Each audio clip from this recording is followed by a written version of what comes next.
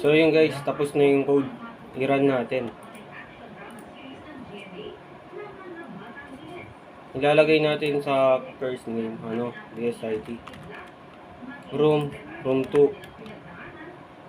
Tapos, time.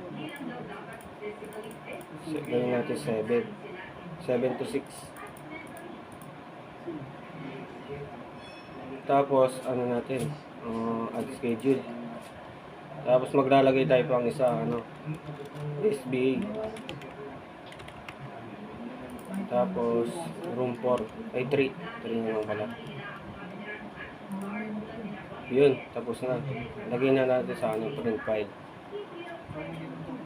Tapos, name natin, schedule. Tapos, save. Yun, tapos na, okay. Tapos, punta tayo sa, sa file. Document. Search natin, schedule. Yun. Tapos, punta tayo sa Internet Explorer. Okay. O, yun, sir, Yari na, sir,